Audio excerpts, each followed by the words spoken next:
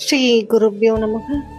108 days ancient yoga சேலஞ்சில் இன்னைக்கு நம்ம பார்க்க போகிறது சத்யாவோட கண்டினியூஷன். பதஞ்சலி யோக சுத்ரால சாதன பாதத்தில் வர்சஸ் 36 சத்ய பிரதிஷ்டயாம் கிரியாபல ஆச்சரியத்துவம் சொல்லியிருப்பாரு பதஞ்சலி முனிவர்.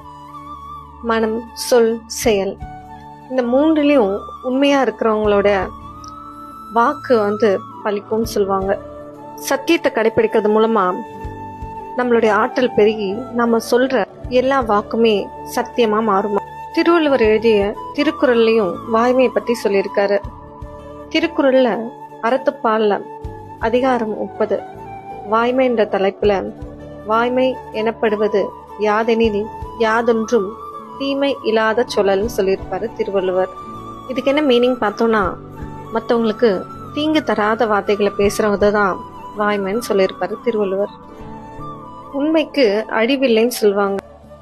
நம்ம உண்மையை மட்டும் பேசணும்னா யார்கிட்டையும் எதுக்காகவும் பயப்பட வேண்டாம். உண்மையாகவும் நேர்மையாகவும் இருந்தால் வாழ்க்கையை ஈஸியாக வாழ்ந்துடலாம். நீங்கள் உண்மையாக இருக்கும்போது தான் உங்களை எல்லாரும் நம்புவாங்க. ஒரு வாட்டி பொய்யா இருந்தால் கூட அடுத்த வாட்டி உங்களை நம்பணும்னு யாருக்கும் தோணாது. நம்ம உண்மையாக இருக்கும்போது தான் நமக்கே நம்மளை ரொம்ப பிடிக்கும். ட்ரை பண்ணி பாருங்கள். இந்த வீடியோ இன்ஃபர்மேட்டிவாக இருந்தால் லைக் பண்ணுங்கள். இந்த இன்ஃபர்மேஷனை ஸ்ப்ரெட் பண்ணணும்னு நினச்சிங்கன்னா ஷேர் பண்ணுங்கள்.